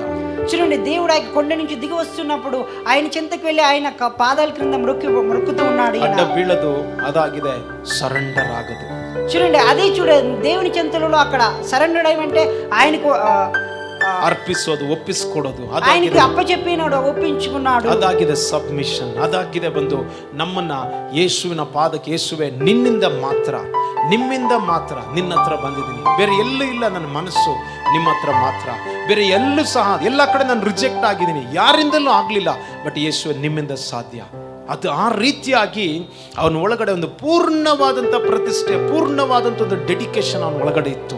చూడండి, పరిపూర్ణంగా మనస్ఫూర్తిగా ఆ యొక్క వ్యక్తి, దేవా అన్ని విధాలుగా చూసిన ఏది కాలేదు, కానీ నీ యొక్క చెంతలో వచ్చినాను, నీకు ఇష్టమైతేనే నేను స్వస్థపరచుమని ప్రభువా అని చెప్పేసి ఆ యొక్క ಸೊ వ్యక్తి ಅವ್ನು ತಿಳ್ಕೊಂಡಿದ್ದ అడుగుతున్నాడు. ಏನಂತಂದ್ರೆ ಅವ್ನು ತಿಳ್ಕೊಂಡಿದ್ದ ಯೇಸು ಬಿಟ್ರೆ ನನ್ನಿಂದ ಯಾರದ್ದಲ್ಲೂ ಸಹ ನನಗೆ ಬಿಡುಗಡೆ ಮಾಡ್ಲಿಕ್ಕೆ ಆಗೋದಿಲ್ಲ. చూడండి, ఆ యొక్క వ్యక్తి బాగా తెలుసుకొని ఉన్నాడు, యేసు తప్పితే వేరే ఎవ్వరు కూడా నా యొక్క రోగాన్ని స్వస్థపరచు. ಅದಕ್ಕೋಸ್ಕರ ಹೇಳ್ತಾ ಇದ್ದಾನೆ ಅವನು, ಯೇಸುವೇ ನೀನು ನನ್ನ ಶುದ್ಧ ಮಾಡ್ತೀರಾ ಗೊತ್ತು ನನಗೆ. యేసు అందుకే బాగా తెలుసు ఆ యొక్క వ్యక్తి, అందుకే దేవుని చేతులు అడుగుతున్నాడు, నన్ను స్వస్థపరుస్తారు మీరు అని. ನೀವು ನನ್ನನ್ನು ಸ್ವಸ್ಥಪಡಿಸ್ತೀರಿ ಯೇಸುವೇ ನನಗೆ ಗೊತ್ತು, మీరు నన్ను స్వస్థపరుస్తారని నాకు బాగా ನಿಮ್ಮಿಂದ తెలుసు, ಸಾಧ್ಯ ಅಂತ ನನಗೆ ಗೊತ್ತು. నీ నుంచి సాధ్యం అవుతుంది కూడా అని చెప్తూ ఉన్నాడు. ಬಟ್ ನಿಮಗೆ ಮನಸ್ಸಿದೆಯಾ? అయితే నీకు ఇష్టమైతే, ನಿಮಗೆ ಮನಸ್ಸಿದೆಯಾ? నీకు ఇష్టమైతే ಹಲ್ಲೆಲೂಯಾ, హల్లెలూయా, ಆಮೆನ್, ఆమేన్. ಯಾವಾಗ ಯೇಸುವಿನ ಬಳಿಗೆ ಅವನು ಅಡ್ಡ ಬಿದ್ನೋ, ఎప్పుడైతే యేసుని చెంతలో ఆయన అడ్డుపడి మ్రొక్కి ఉన్నాడు, ತನ್ನನ್ನು ಒಪ್ಪಿಸ್ಕೊಟ್ನೋ, తన్ను తాను అప్పచెప్పి ఉన్నాడు, ಕುಷ್ಠರೋಗಿ ಅವತ್ತು ಅವನು ಕುಷ್ಠದಿಂದ ಇರಲಿಲ್ಲ, ಅವತ್ತು ಅವನು ಸ್ವಸ್ಥನಾಗಿ ಅವನು ಹೋದ. చూడండి, ఆ యొక్క కృష్ణుడికి ఆ యొక్క దినమున తండ్రి అప్పుడు ఎప్పుడైతే దానికి దేవునికి స్వస్థ ఆయన ఇచ్చి ఉన్నాడు పరిపూర్ణంగా, ఆయన ఆ రోగంతో ఆ రోజు దినమున నుంచి లేడు. ಆಮೆನ್, ఆమేన్, ಹಲ್ಲೆಲೂಯಾ, హల్లెలూయా. ಯಾವ ಸ್ಥಳದಲ್ಲಿ ಅವನು ರಿಜೆಕ್ಟ್ ಆದ್ನೋ ಅದೇ ಸ್ಥಳಕ್ಕೆ ಅವನು ಅಕ್ಸೆಪ್ಟ್ ಆದ. చూడండి, ఏక స్థలం నుంచి త్రోసివేయబడి ఉన్న ఆ యొక్క స్థలంలో ఆయన ఉండబోయిన జీవిస్తూ ఉన్నాడు. ಯಾವ ಸ್ಥಳದಲ್ಲಿ ನೀವು ಯೇಸುವನ್ನ ಹಿಂಬಾಲಿಸುವಂತ ಸಮಯದಲ್ಲಿ, ಯೇಸುವಿನ ಜೊತೆಯಲ್ಲಿ ಇರುವಂತ ಸಮಯದಲ್ಲಿ, ಆತನಿಗೆ ಅಡ್ಡ ಬೀಳುವಂತ ಸಮಯದಲ್ಲಿ, ಯಾವ ಸ್ಥಳದಲ್ಲಿ ನೀವು ಬಂದು ಬೇಡ ಅಂತ ನೀವು ನಿರಾಕರಿಸಲ್ಪಡ್ತಿರೋ, ತಳ್ಳಲ್ಪಡ್ತಿರೋ, ದೇವರು ನಿಮ್ಮನ್ನ ಅದೇ ಸ್ಥಳಕ್ಕೆ, ಅದೇ ಮನೆಗೆ, ಅದೇ ಸ್ಥಳಕ್ಕೆ, ಅದೇ ಊರಿಗೆ ನಿಮ್ಮನ್ನ ಬ್ಲೆಸ್ಸಿಂಗ್ ಹಾಕಿ ದೇವರು ನಿಮ್ಮನ್ನ ಇಡ್ತಾರೆ. ఏక విషయంలో, ఏక ఊర్లోనైతే, ఏక స్థలం నుంచి, ఏక ఇంటి నుంచి మీరు త్రోసివేయబడుతున్నారు, ఆ యొక్క స్థలంలో, ఆ యొక్క ఇంటిలోనే మీరు కూడా మంచి వ్యక్తులుగా ఉంటారు అక్కడ. ಆಮೆನ್, ఆమేన్, ಹಲ್ಲೆಲೂಯಾ, హల్లెలూయా. ಸೊ ಆದ್ರೆ ಯೇಸುವನ್ನು ನಾವು ದೃಷ್ಟಿಸುವಾಗ ಅವரை ನೋಕಿ ನಾವು ಪಾರ್க்கும் பொழுது ஒரு நாளும் ಮುಖಗಟ್ಟು ಹೋಗவே ಮಾಟೋம், ಯಾವತ್ತೂ ನಾವು ನಾಚಿಕೆ ಪಡೋದೇ ಇಲ್ಲ. చూడండి, దానివల్లనే యేసుని దృష్టించే వాళ్ళు ఎప్పుడు కూడా సిగ్గుపడరు. ಇವತ್ತು ದೇವ ಜನಗಳೇ, ನಮ್ಮನ್ನ ನಾವೊಂದು ತೀರ್ಮಾನವನ್ನು ತೆಗೆದುಕೊಳ್ಳೋಣ. ఈ యొక్క దినమున దేశన జనులారా, ఈ యొక్క దినమున మనం ఒక తీర్మానం తీసుకుందాం. ನಾನು ಯೇಸುವನ್ನು ಹಿಂಬಾಲಿಸ್ತಾ ಇದ್ದೀನಿ. నేను యేసుని వెంబడిస్తున్నాను. ಯಾವುದಕ್ಕೋಸ್ಕರ? దేని కొరకు వెంబడిస్తున్నాను? ಯಾವುದೊಂದು ಲಾಭಕ್ಕೋಸ್ಕರ? ఎటువంటి ప్రయోజనం కొరకు నేను చూస్తున్నాను? ಇಲ್ಲ, ಒಂದೇ ಒಂದು. లేదు, ఒకే ఒకటి. ಯೇಸು ಸ್ವಾಮಿ ಅವನ ಹತ್ರ ಹೇಳ್ತಾ ಇದ್ದಾರೆ, యేసు ప్రభు ఆయనతో చెప్తూ ఉన్నాడు, ನೀನು ಹೋಗ್ಬೇಕಾದ್ರೆ ಯಾಜಕನಿಗೆ ತೋರಿಸು ಅಂತ. నీ వెళ్ళి నీ యొక్క యాజకునికి, ఆ యొక్క వ్యక్తికి, రాజుకు చూపించమని చెప్తున్నాడు. ಯಾಕಂದ್ರೆ ಯಾಕೋಸ್ಕರ ಅಂದ್ರೆ, ಯಾವ ಯಾಜಕನು ಆ ಸ್ಥಳದಲ್ಲಿ ಕುಷ್ಠ ರೋಗಿ ಅಂತ ಹೇಳಿದ್ನೋ ಅದೇ ಯಾಜಕನು ತಿಳ್ಕೊಂಡಿರ್ಬೇಕು ಇವನ ಒಳಗಡೆ ಕುಷ್ಠ ಇಲ್ಲ ಅಂತ ಅವನು ಡಿಕ್ಲೇರ್ ಮಾಡಬೇಕು. ಅದಕ್ಕೋಸ್ಕರನೇ ಯೇಸು ಅವನ ಹತ್ರನ ಬಂದು ಕಳಿಸ್ತಾ ಇದ್ದಾರೆ. ఏ యొక్క రాజు అయితే ఈయన కృష్ణరోగి అని చెప్పి ఉన్నాడు, ఆ యొక్క రాజు దగ్గరికి వెళ్ళి కృష్ణరోగం కాదు అని చెప్పేలా ఆయన దగ్గరికి వెళ్ళమని చెప్పాడు. ಆಮೆನ್, ఆమేన్. ಅವ್ನು ನಡ್ಕೊಂಡು ಹೋಗ್ತಾ ಇರ್ಬೇಕಾದ್ರೆ ಎಷ್ಟು ಜನ ಕುಷ್ಠ ರೋಗಿ ಅಂತ ಆಗಿದ್ದವನು ಇವು ಸ್ವಸ್ಥವಾಗಿದ್ದಾನಂತ ಅವನು ಎಷ್ಟು ಜನಕ್ಕೆ ಸಾಕ್ಷಿ ಉಳ್ಳವನಾದ. చూడండి, ఆయన నడుచుకుంటూ వెళుచున్నప్పుడు అందరూ చూస్తున్నాడు, కృష్ణరోగి అనే ఒక వ్యక్తి స్వస్థపడి ఉన్నాడు, శుద్ధినిగా ఉన్నాడని ఎంతమంది సాక్షిగా ఆయన ఉన్నాడు. ಹೋಗುವಂತ ಸ್ಥಳದಲ್ಲಿ, ಬರುವಂತ ಸ್ಥಳದಲ್ಲಿ, ತನ್ನ ಬೀದಿಯಲ್ಲಿ, ತನ್ನ ಸಮುದಾಯದಲ್ಲಿ, ತನ್ನ ಸ್ಟ್ರೀಟ್ ಅಲ್ಲಿ, ತನ್ನ ಇರುವಂತ ಸ್ಥಳದಲ್ಲಿ, ತನ್ನ ಮನೆಯಲ್ಲಿ, ಎಲ್ಲಾ ಕಡೆಯೂ ಅವನು ಯೇಸುವಿಗೋಸ್ಕರ ಸಾಕ್ಷಿಯಾಗಿ ಅವನು ಬದಲಾದ. చూడండి, ఆయన వెళ్ళుచున్న ఆ యొక్క సందులోను, వీధుల్లోను, ఆ యొక్క గ్రామంలోను, ఆ యొక్క ఏరియా మొత్తం అన్నిట్లో కూడా ఆయన యేసుకి సాక్షిగా నిలబడి ಅವನ ఉన్నాడు. ಮುಖಾಂತರ ದೇವರಿಗೆ ಮಹಿಮೆ ಬಂತು. చూడండి, దాని వలన ఆయన అనుసారంగా దేవునికి మహిమ కలిగి ఉన్నది. ದೇವ ಜನಗಳು, ಯಾಕೆ ನಾವು ಯೇಸುವನ್ನು ಹಿಂಬಾಲಿಸ್ತಾ ಇದೀವಿ? దేవుని జనులారా, యేసుని ఎందుకొరకు మనం వెంబడిస్తూ ఉన్నాము? ಯೇಸುವನ್ನು ನಾವು ಹಿಂಬಾಲಿಸಬೇಕಾದ್ರೆ ನಾವು ನಾಚಿಕೆಪಟ್ಟು ಹೋಗೋದಿಲ್ಲ. యేసుని వెంబడించిన ప్రతి ఒక్క కూడా, ఏ వ్యక్తి కూడా సిగ్గుపడరు. ಬಟ್ ನಾವು ಆತನ ಹಿಂಬಾಲಿಸುವಂತ ನಾವೆಲ್ಲರೂ ಆತನಿಗೆ ಮಹಿಮೆ ತರುವವರಾಗಿ ನಾವು ಜೀವಿಸಿ, చూడండి, ఆయనను వెంబడించేది ఆయనకి మహిమకరంగా ఉండాలి. మనం ಅಲ್ಟಿಮೇಟ್ ಆಗಿ, ಕೊನೆದಾಗಿ ನಮ್ಮ ಬಿಸ್ನೆಸ್, ನಮ್ಮ ಕೆಲಸ, ನಮಗಿರುವಂತ ಹಣ, ನಮ್ಮ ಫ್ಯಾಮಿಲಿ, ನಮ್ಮ ಮನೆ, ನಾವುಗಳು, ನಮಗಿರುವಂತ ಸಮಯ ಪ್ರತಿಯೊಂದು ಸಹ ದೇವರಿಗೆ ಮಹಿಮೆನ ತೆಗೆದುಕೊಂಡು ಬರಬೇಕು. చూడండి, మనం చేసిన వ్యాపారం అయితే, పని అయితేనేమి, ఎటువంటి ఇల్లు అన్ని ఏదైనా కూడా దేవునికి మహిమకరంగా ఉండాలి. ಅವತ್ತು ಆ ಕುಷ್ಠರೋಗಿ ಮುಖಾಂತರ ಯೇಸು ಮಹಿಮೆ ಪಟ್ಟ ಹಾಗೆ ಇವತ್ತು ಸಹ ನಿಮ್ಮ ಮತ್ತೆ ನನ್ನ ಮುಖಾಂತರ, ನಿಮ್ಮೆಲ್ಲರ ಮುಖಾಂತರ ಯೇಸು ಮಹಿಮೆ ಹೊಂದಬೇಕಾಗಿದೆ. ఆమేన్. ఆ రోజు కుష్ఠరోగం మూలకంగా యేసు ప్రభువుకి మహిమ ఎలాగైతే కలిగి ఉన్నదో, నానుసారంగా మనందరి అనుసారంగా దేవునికి మహిమకరంగా మనం అందరం ఉండాలి. హల్లెలూయా, హల్లెలూయా. ಯೇಸು ನಿಮ್ಮನ್ನು ಸ್ವಸ್ಥಪಡಿಸಲು ಶಕ್ತನು. యేసు మిమ్మల్ని స్వస్థపరిచే శక్తిమంతుడై ఉన్నాడు. ನಿಮಗಾಗಿ ಅದ್ಭುತಗಳನ್ನು ಮಾಡಲು, ನಿಮ್ಮನ್ನು ಆಶೀರ್ವದಿಸಲು, ನಿಮ್ಮನ್ನ ಮೇಲೆ ಉದ್ಧರಿಸಲು ಆತನು ಶಕ್ತನಾಗಿದ್ದಾನೆ. మిమ్మల్ని ఆశీర్వదించడానికి, మేము అద్భుతాలు చేయడానికి ఆయన శక్తిమంతుడై ఉన్నాడు. ಬಟ್ ಒಂದೇ ಒಂದು ನಿಮ್ಮ ಮನಸ್ಸಲ್ಲಿ ಇರಬೇಕಾಗಿರೋದು, కానీ ఖచ్చితంగా ఒకే ఒకటి మీ యొక్క మనసులో ನಾನು ఉండాలి. ಯೇಸುವಿಗೆ ಸಾಕ್ಷಿಯಾಗಿ ನಾನು ಜೀವಿಸಬೇಕು. నేను యేసుకు సాక్షిగా నన్ను జీవించాలి. ಯೇಸು ನನ್ನ ಜೀವಿತದಲ್ಲಿ ಒಂದು ಅದ್ಭುತ ಬೇಕು. యేసు నా యొక్క జీవితంలో ఒక అద్భుతం జరగాలి, ನನ್ನ ಕುಟುಂಬದಲ್ಲಿ ಒಂದು ಅದ್ಭುತ ಬೇಕು, నా యొక్క కుటుంబంలో ఒక అద్భుతం అనేది ఉండాలి, ಬಿಸ್ನೆಸ್ ಅಲ್ಲಿ, ನನ್ನ ಕೆಲಸದಲ್ಲಿ, ನನ್ನ ಮನೆಯಲ್ಲಿ, ನನ್ನ ಶರೀರದಲ್ಲಿ ಒಂದು ಅದ್ಭುತ ಬೇಕು ಯೇಸುವೆ. నా యొక్క వ్యాపారంలో, నా యొక్క ఇంటిలో, నా సమస్యలో, నా శరీరంలో కూడా ఒక అద్భుతం అనేది జరగాలి యేసు అని. ಕೊನೆದಾಗ ನಾನು ನಿನಗೆ ಸಾಕ್ಷಿಯಾಗಿರ್ತೀನಿ, నీవు సాక్షిగా, నీ సాక్షిగా నేను ఉండాలి, ನಾನು ನಿಮಗೆ ಸಾಕ್ಷಿಯಾಗಿರ್ತೀನಿ. నీకు సాక్షిగా నేను ఉంటాను. ಹಲ್ಲೆಲೂಯಾ, హల్లెలూయా. ಆ ರೀತಿಯಾಗಿ ನಾವು ಯೇಸು ಒಪ್ಪಿಸ್ಕೊಡೋದಾದ್ರೆ, ఆ రకంగా యేసు ప్రభుకి మనం అప్పగించినట్లయితే ನಮ್ಮ ಮನಸ್ಸೆಲ್ಲ ಒಂದೇ, మన యొక్క మనసంతే కూడా ಯೇಸುಗೆ ಸಾಕ್ಷಿಯಾಗಿ ನಾನು ಜೀವಿಸಬೇಕು. యేసు సాక్షిగా మనం జీవించాలి. ಯೇಸುಗೆ ಮಹಿಮೆ ಬರಬೇಕಾಗಿದೆ. యేసుకు మహిమకరంగా ఉండాలి. ನಾನು ಹೇಗೆ ಜೀವಿಸಿದ್ರು ಯೇಸುಗೆ ಮಹಿಮೆ ಉಳ್ಳವನಾಗಿ ನಾನು నేను ಜೀವಿಸಬೇಕು. ఎలా జీవించినా కూడా యేసుకి మహిమకరంగా జీవించాలి. ದೇವರಿಗೆ ಮಹಿಮೆ ತರುವಂತ ವ್ಯಕ್ತಿಯಾಗಿ ಜೀವಿಸಬೇಕು. దేవునికి మహిమకరంగా తెచ్చే వ్యక్తిగా నన్ను నివసించాలి, జీవించాలి. ಖಂಡಿತವಾಗ್ಲೂ ಆತನ ಅದರಲ್ಲಿ ಮಹಿಮೆ ಹೊಂದ್ತಾರೆ. ఖచ్చితంగా దాని వలన ఆయన మహిమ పొందుతాడు. ಆಮೆನ್. ఆమేన్. ಇವತ್ತು ಕುಷ್ಠರೋಗಿ ನಮ್ಮ ಮಧ್ಯದಲ್ಲಿ ಇಲ್ಲ, ఈ రోజు కుష్ఠరోగి మన మధ్యలో లేడు, ಬಟ್ ಕುಷ್ಠರೋಗಿನ ಸ್ವಸ್ಥಪಡಿದಂತ ಯೇಸು ಇನ್ನೂ ಸಹ ನಮ್ಮ ಮಧ್ಯದಲ್ಲಿದ್ದಾರೆ. చూడండి, కుష్ఠరోగిని శుద్ధిగా చేసిన ఆ యొక్క దేవుడు మన మధ్యన ఈ రోజు కూడా ఇప్పుడు కూడా ఉన్నాడు. ಯೇಸು ಸ್ವಾಮಿ ಅವನ್ನ ನೋಡಿ ಹೇಳ್ತಾ ಇದ್ದಾರೆ, యేసు ప్రభు మనల్ని చూసి చెప్తూ ఉన్నాడు. ಅವ್ನು ಹೇಳ್ತಾ ಇದ್ದಾನೆ, ಕುಷ್ಠರೋಗಿ ಹೇಳ್ತಾ, ಸ್ವಾಮಿ ನಿನಗೆ ಮನಸ್ಸಿದ್ರೆ ನನ್ನ ಸ್ವಸ್ಥ ಮಾಡ್ತೀರಾ ಅಂತ. చూడండి, ఆ యొక్క కుష్ఠరోగి చెప్పినాడు, నీకు ఇష్టమైతే నన్ను శుద్ధినిగా చేస్తామని. ಕೂಡಲೇ ಯೇಸು ಸ್ವಾಮಿ ಅವನ ಕರವನ್ನು ಇಟ್ಕೊಂಡ್ರು. చూడండి, ఆ వెంటనే ఆ యొక్క చేతులు ఆయన పట్టుకొని ఉన్నాడు. ಯೇಸು ಸ್ವಾಮಿ ಅವನ ಕರವನ್ನು ಇಟ್ಕೊಂಡು ಹೇಳ್ತಾ ಇದ್ದ, ನನಗೆ ಮನಸ್ಸುಂಟು, ನೀನು ಶುದ್ಧನಾಗು.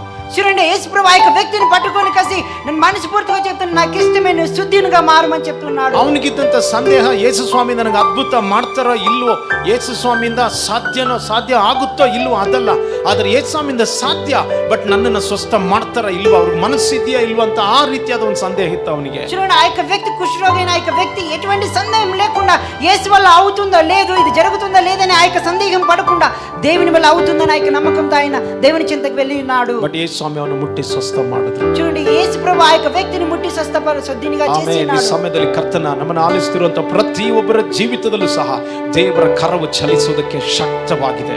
చూడండి, మనము దేవుని నమ్ముచున్న మన ప్రతి ఒక్కరి జీవితాల్లో కూడా దేవుని యొక్క కర, ఆయన యొక్క కృప మనమందరినీ స్వస్థపరుస్తుంది. ಅವತ್ತು ಅದ್ಭುತಗಳನ್ನು ಮಾಡಿದಂತ ಯೇಸು ಇವತ್ತು ಸಹ ನನ್ನನ್ನು ಆಲಿಸುತ್ತಿರುವಂತ ಪ್ರತಿಯೊಬ್ಬರ ಜೀವಿತದಲ್ಲೂ ಸಹ ಆತನು ಅದ್ಭುತಗಳನ್ನು ಮಾಡಲು ಶಕ್ತನಾಗಿದ್ದಾನೆ. అప్పుడు ఆ యొక్క అద్భుతాలు చేసిన దేవుడు ఇప్పుడు కూడా మన యొక్క జీవితాలను కూడా అద్భుతాలు చేసే దేవుడై ఉన్నాడు. ನಮ್ಮನ್ನು ಒಪ್ಪಿಸಿಕೊಡೋಣ, మనం అప్పచెప్పాం, ಪ್ರಾರ್ಥಿಸೋಣ. ಸಂಜೆ ಸಮಯದಲ್ಲಿ ప్రార్థన చేద్దాం. ఈ యొక్క సాయంకాల సమయంలో ಆತನ ಬಳಿಗೆ ಬರೋಣ. ನಾವು ಈ ಸಮಯದಲ್ಲಿ ఆ యొక్క ఆయన చెంతకు మనమందరం కూడా వెళ్దాం, ಆತನನ್ನು ವಿಶ್ವಾಸಿಸೋಣ, ఆయనను విశ్వసిద్దాం. ಅವರು ನೋಕಿ ನಮ್ಮ ಸೊಲ್ಲುವ ಕರ್ತಾವೇ ಉಮಾಲೆ ಕೂಡುಮೆಂಟ್ರಿ, ನಿನ್ನಿಂದ ಸಾಧ್ಯ ಯೇಸುವೆ ಅಂತ ಹೇಳೋಣ. ఆయన్ని చూసి నీ నుంచి సాధ్యం అవుతుంది దేవుడు అని మనం చెప్తాం. ಸ್ವಾಮಿ ನನ್ನನ್ನು ಸ್ವಸ್ಥಪಡಿಸು, దేవా నన్ను, ప్రభువా నన్ను స్వస్థపరచుము, ನನ್ನನ್ನು ಗುಣಪಡಿಸು. నన్ను గుణపరచుము. ಲಾರ್ಡ್ ಬ್ಲೆಸ್ ಮೀ ಲಾರ್ಡ್, ఓ దేవా నన్ను ఆశీర్వదించుము, ನನ್ನನ್ನು ಆಶೀರ್ವದಿಸು ಕರ್ತನೆ. నన్ను ఆశీర్వదించుము ప్రభువా. ನಾನು ನಿನ್ನ ಹತ್ರ ಬಂದಿದ್ದೇನೆ ಅಪ್ಪ. దేవా, ఓ ప్రభువా, నీ చెంతకు నేను వచ్చి ఉన్నాను, ನನ್ನನ್ನು ಸ್ಪರ್ಶಿಸು, నన్ను స్పర్శించు, ముట్టు ನನ್ನ నా తండ్రి. ಕುಟುಂಬವನ್ನು ಸ್ಪರ್ಶಿಸು, నా యొక్క కుటుంబాన్ని తండ్రి ప్రభు, నా యొక్క కుటుంబాన్ని ನನ್ನ ముట్టండి నా తండ్రి. ಕೆಲಸವನ್ನು, ನನ್ನ ಜೀವಿತವನ್ನು ಸ್ಪರ್ಶಿಸು, నా యొక్క పనిని, నా యొక్క జీవితాన్ని నన్ను ముట్టండి అయ్యా. ನನ್ನ ಮನೆಯನ್ನು ಸ್ಪರ್ಶಿಸು, నా యొక్క ఇంటిని ముట్టండి నా తండ్రి. ಮಕ್ಕಳಿಲ್ದವ್ರು ಹೇಳ್ರಿ, ಯೇಸುವೆ ನನ್ನ ಗರ್ಭವನ್ನು ಸ್ಪರ್ಶಿಸು ಅಂತ. ఓ పిల్లలు లేకున్న వాళ్ళు చెప్పండి, నా యొక్క గర్భఫలాన్ని అనుగ్రహించండి దేవా. ಮದುವೆ ಆಗದಲ್ಲಿ ಇರೋರು ಹೇಳ್ರಿ, ಯೇಸುವೆ ನನ್ನ ಲೈಫ್ ಅನ್ನ ಸ್ಪರ್ಶಿಸು ಅಂತ. తన యొక్క పిల్లలు కాకుండా యొక్క వ్యక్తులు మీరు అడగండి, తండ్రి ప్రభు, నా యొక్క నన్ను, నా ఇంటిని ఆశీర్వదించమని. ಮದುವೆ ಆಗದಲ್ಲಿ ಇರೋರು ಹೇಳ್ರಿ, ಯೇಸುವೆ ನನ್ನ ಜೀವಿತವನ್ನು ಸ್ಪರ್ಶಿಸು ಅಂತ. అంటే పెళ్లి కాలేకున్న వాళ్ళని అడగండి, దేవా నాకు పెళ్లి అయ్యాలని కావాలని. ಬಿಸ್ನೆಸ್ ಅಲ್ಲಿ ಸಕ್ಸಸ್ ಇಲ್ದವರು ಹೇಳಿ, ಯೇಸುವೆ ನನ್ನ ಬಿಸ್ನೆಸ್ ಅನ್ನ ಸ್ಪರ್ಶಿಸು ಅಂತ. అంటే వ్యాపారం బలంగా లేకున్న వాళ్ళు కూడా వ్యాపారంలో మంచి కావాలని మనం కోరుకుందాం. ಹಣ ಇಲ್ದಲ್ಲಿ ಇರುವವರು, ಕಷ್ಟಪಡ್ತಾ ಇರುವವರು, ಸಾಲದಲ್ಲಿ ಇರುವಂತವರು, ಹಣವನ್ನು ಕಳ್ಕೊಂಡಿರುವವರಂತ ಹೇಳ್ರಿ, ಯೇಸುವೆ ನನ್ನ ಫಿನಾನ್ಷಿಯಲ್ ಅನ್ನ, ಕರ್ತನ ನನ್ನ ಹಣಕಾಸನ್ನ ದೇವರೇ ನಿನ್ನ ಸ್ಪರ್ಶಿಸು ಅಂತ. చూడండి, డబ్బులు లేకుండా డబ్బులు లేకుండా బాధపడుతున్న వాళ్ళందరూ కూడా దేవుని చింతలు అడగండి, ఆ యొక్క డబ్బులు తండ్రి ధనమును నాకు సమకూర్చమని అడగండి. ಆರೋಗ್ಯ ಇಲ್ದಲ್ಲಿ ಇರೋರು ಹೇಳ್ರಿ, ಯೇಸುವೆ ನನ್ನ ಶರೀರವನ್ನು ಸ್ಪರ್ಶಿಸು ಅಂತ. ఆరోగ్యం లేని వాళ్ళను యేసు ప్రభువా నా యొక్క శరీరాన్ని మీరు స్వస్థపరచండి అని మరి దేవుని చింతలు మీరు అడగండి. ಮನಸ್ಸಿನಲ್ಲಿ ಬಹಳಷ್ಟು ಕಷ್ಟಗಳು, ಬಹಳಷ್ಟು ದುಃಖಗಳು, ಭಯ, ಚಿಂತೆ, ಕಳವಳ ಇರುವವರು ಹೇಳ್ರಿ, ಯೇಸುವೆ ನನ್ನ ಮನಸ್ಸನ್ನು, ನನ್ನ ಹೃದಯವನ್ನು ಸ್ಪರ್ಶಿಸು ಅಂತ. చూడండి, మనసులో మన యొక్క బాధలు, అనేక బాధలతో మీరు కృంగిపోతున్నారేమో. యేసు చెంతకు వెళ్ళి తండ్రి నా మనసులో ఉన్న ఆ బాధలను, ಸಮಸ್ಯೆಯನ್ನು ತೀರ್ಸುವೆಯೆಂದು ದೇವರ ಚಿತ್ತದಲ್ಲಿ ಅಡಗಂಡಿ. ನೀವು ಯಾವ ಪರಿಸ್ಥಿತಿಗಳನ್ನ ಈ ಸಮಯದಲ್ಲಿ ನೀವು ಹಾದು ಹೋಗ್ತಾ ಇದ್ದೀರೋ, ಯೇಸುವಿನ ಬಳಿಯಲ್ಲಿ ಹೇಳ್ರಿ, ಯೇಸುವಿನ ಬಳಿಯಲ್ಲಿ ಹೇಳ್ರಿ, ಸ್ಪರ್ಶಿಸು ಅಂತ ಹೇಳ್ರಿ. ಕರ್ತನು ಈ ಸಂಜೆಯ ಈ ಸಮಯದಲ್ಲಿ ದೇವರು ಒಬ್ಬೊಬ್ಬರನ್ನ ಸ್ಪರ್ಶಿಸಲು ಶಕ್ತನಾಗಿದ್ದಾರೆ. ಈ యొక్క సమయంలో అనేక సమస్యలను దాటుకుంటూ వెళ్తున్నారు. ఆ యొక్క సమస్యలను దేవుని చెంతలో మీరు మొరపెట్టినట్లయితే ఖచ్చితంగా ఆ యొక్క సమస్యలను తీరుస్తాడు. మానసందర రోకల్ మన సంతల మన ರೋಹಾಂಚರ್ ಮಾನ ಕಾಡಬಾಲ ರೇಕೆಲ್ ಮನ ಸಂದರಬ. ಅಂದು ಬೆಟ್ಟದಿಂದ ಇಳಿದು ಬಂದಂತ ಯೇಸು ಈ ಸ್ಥಳದಲ್ಲಿ ನಮ್ಮನ್ನು ಆಲಿಸುತ್ತಿರುವಂತ ಪ್ರತಿಯೊಬ್ಬರ ಮಧ್ಯದಲ್ಲಿ ಆತನ ಇಳಿದು ಬರ್ತಾ ಇದ್ದಾರೆ.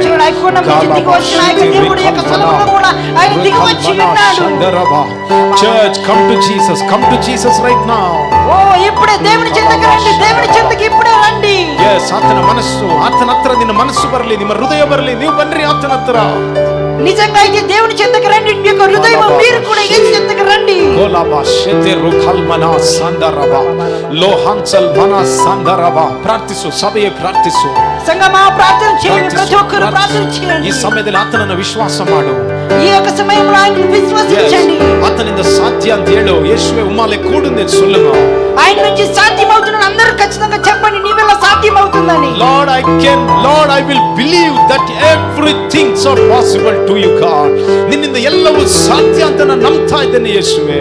నీ నుంచి సమస్తము సాధ్యమవుతుందని నేను నమ్ముతున్నానని మీరు అందరూ గట్టిగా చెప్పండి. ನಿನ್ನ ಹತ್ರ ನಾನು ಬರ್ತಾ ಇದ್ದೇನೆ ಯೇಸುವೆ. నీ చెంతకి నేను వస్తున్నానని ನಿನ್ನ ಹತ್ರ చెప్పండి. ನಾನು ಬರ್ತಾ ಇದ್ದೇನೆ ಯೇಸುವೆ. యేసు ప్రభువా, నీ చెంతకు ప్రభువా, నీ చెంతకు వస్తున్నానని ನಿನ್ನ చెప్పండి. ಸ್ಪರ್ಶ ನನಗೆ ಬೇಕಾಗಿದೆ. ಉಮ್ಮಡಿಯ ತೊಡುದಲೇ ನನಗೆ ತೇವೆ ಇಪ್ಪೊழுது ರಾಜಾ. నీ యొక్క పరిచయం, మీ యొక్క ముట్టుకు నాకు చాలనని చెప్పండి. ಹೇಳ್ರಿ, ಪ್ರಾರ್ಥನೆ ಮಾಡ್ರಿ, ಪ್ರಾರ್ಥನೆ ಮಾಡ್ರಿ, ప్రార్థన చేయండి, ప్రార్థన చేయండి. ಪ್ರತಿಯೊಬ್ಬರು ಪ್ರಾರ್ಥನೆ ಮಾಡ್ರಿ. ప్రతి ఒక్కరు ప్రార్థన చేయండి. ಕರ್ತನ ಹಸ್ತದ ಸ್ಪರ್ಶವು ಈ ಸಮಯದಲ್ಲಿ ನಿಮಗೆ ಉಂಟಾಗ್ತಾ ಇದೆ. దేవుని యొక్క స్పర్శ మీ పైన ముడుచు ఉన్నది. ದೇವರ ಕರದ ಸ್ಪರ್ಶವು ಈ ಸಮಯದಲ್ಲಿ ನಿಮಗೆ ಉಂಟಾಗಲಿ. ಈ ವೇಳೆಯಲ್ಲಿ ಈ యొక్క సమయంలో దేవుని యొక్క కరుణ మీ పైన చాచబడును గాక. ರೋಕಲಬ ಶೆತೆ ರೇಖಲಬನ ಸಂದರಬ. ತಂದೆಯಾದ ದೇವರೇ, తండ్రైన దేవుడా, ಯೇಸುವಿನ ನಾಮದಿಂದ ನಾವು ಪ್ರಾರ್ಥಿಸ್ತಾ ಇದ್ದೇವೆ. యేసు నామములో మేము ప్రార్థన ಪವಿತ್ರಾತ್ಮನ చేస్తున్నాము. ಸಹಾಯದಿಂದ ನಿನ್ನ ಬಳಿಯಲ್ಲಿ ಪ್ರಾರ್ಥಿಸ್ತಾ ಇದ್ದೇವೆ. పవిత్రాత్మ సహాయంతో మేము ప్రార్థన చేస్తున్నాము. ಒಬ್ಬೊಬ್ಬರ ಮೇಲೆ ನಿನ್ನ ಕರದ ಸ್ಪರ್ಶ ಉಂಟಾಗಲಿ ಈಗಲೇ. ఒక్కొక్కరి పైన నీ యొక్క కరుణ యొక్క హస్తమును Lord, touch each and every one right now, God. తండ్రి ఇప్పుడే ఒక్కొక్కరిని ತಂದೆಯಾದ ದೇವರೇ, ತಂದೆಯಾದ ದೇವರೇ, తండ్రి అయిన దేవుడా, ಈಗಲೇ ನಿನ್ನ ಹಸ್ತ ಒಬ್ಬೊಬ್ಬರ ಮೇಲೆ ಇಳಿದು ಬರಲಿ. ಇప్పుడే నీ యొక్క హస్తం ఒక్కొక్కరి పైన దిగి రాని ಕುಟುಂಬದ ಮೇಲೆ, ಶರೀರದ ಮೇಲೆ, ಮನೆಯ ಮೇಲೆ, ಕೆಲಸದ ಮೇಲೆ, ಗರ್ಭದ ಮೇಲೆ, ಮಕ್ಕಳ ಮೇಲೆ, ಬಿಸಿನೆಸ್ ನ ಮೇಲೆ, ಹಣಕಾಸಿನ ಮೇಲೆ. Lord, right now stretch your hand and heal them, Lord. Bless them, Lord. Deliver them, Lord. Do miracle to them, Lord. Right now, Lord. kabarakadaba shataraba దేవుడా వీళ్ళ పైన ఇప్పుడే ಅಂದು ನಾಯಿನೂರಿನ ವಿಧವೆಯ ಮಗನನ್ನ, ಚಟ್ಟದಲ್ಲಿದ್ದಂತಹ ವಿಧವೆಯ ಮಗನನ್ನ ಚಟ್ಟವನ್ನ ಮುಟ್ಟಿ ಯಮನಸ್ಥನೇ ಎದ್ದೇಳು ಎಂದು ಹೇಳಿ ಬದುಕಿಸಿದಂತಹ ಕರ್ತನೇ, ಅದೇ ಹಸ್ತವು ಅಂದು ಕರ್ತನೆ ಆ ಸ್ಥಳದಲ್ಲಿ ಆಮೇನ್ ಅಮ್ಮಣ್ಣಿ ಎದ್ದೇಳು ಎಂದು ಹೇಳಿ 12 ವರ್ಷದ ಹುಡುಗಿಯನ್ನ ಬದುಕಿಸಿದಂತ ಅದೇ ಹಸ್ತವು ಕರ್ತನೆ ಅಂದು 5 ರೊಟ್ಟಿ 2 ಮೀನನ್ನು ತೆಗೆದುಕೊಂಡು ರೊಟ್ಟಿಯನ್ನು ಮುರಿದು ಅಭಿವೃದ್ಧಿ ಪಡಿಸಿದಂತ ಅದೇ ಹಸ್ತ. Lord, right now lord, stretch your hand each and everyone right now, God. Stretch your hand upon each and everyone right now. Bakata baraba la baraba rekata baraba raba lekete baraba raba. ಅದ್ಭುತಗಳು ನಡೆಯಲಿ ಯೇಸುವಿನ ನಾಮದಿಂದ. ಅದ್ಭುತಗಳು ನಡೆಯಲಿ ಯೇಸುವಿನ ನಾಮದಿಂದ. ಆಶೀರ್ವಾದಗಳು ಉಂಟಾಗಲಿ ಯೇಸುವಿನ ನಾಮದಿಂದ. ಸ್ವಸ್ಥತೆಗಳು ಉಂಟಾಗಲಿ ಯೇಸುವಿನ ನಾಮದಿಂದ. ಬಿಡುಗಡೆಗಳು ಉಂಟಾಗಲಿ ಯೇಸುವಿನ ನಾಮದಿಂದ.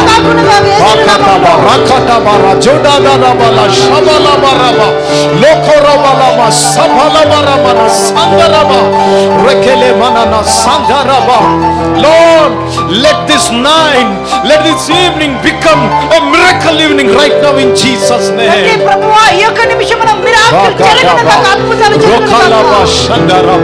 Father, touch your people right now.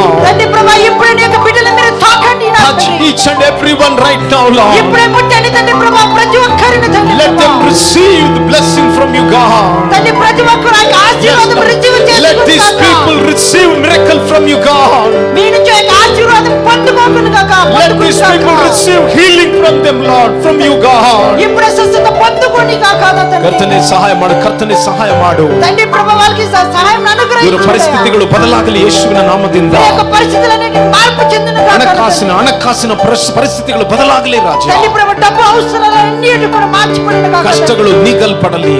కష్టాలన్నిటిని మార్చిపోయిన ಯೇಸುವಿನ ನಾಮದಿಂದ ರೋಗಗಳು ನೀಗಲ್ಪಡಲಿ. యేసుವಿನ నామములో రోగములను స్వస్థపరచబడును గాక ಮಂತ್ರದ ಕಟ್ಟುಗಳು, ಪಾಪದ ಶಾಪದ ಕಟ್ಟುಗಳು, ದರಿದ್ರದ ಕಟ್ಟುಗಳು ಮುರಿದು ಬೀಳಲಿ ಯೇಸುವಿನ ನಾಮದಿಂದ. దరిద్రమైన యొక్క కట్టుಗಳು పాపముల యొక్క కట్టులన్నిటి తెగిపోవును గాక ಒಂದು ಸಮೃದ್ಧಿ ಸಮೃದ್ಧಿ ಸಮೃದ್ಧಿ ಉಂಟಾಗಲಿ ಕರ್ತನೆ. నీకు ఒక సమృద్ధి కలుగును గాక నా తండ్రి.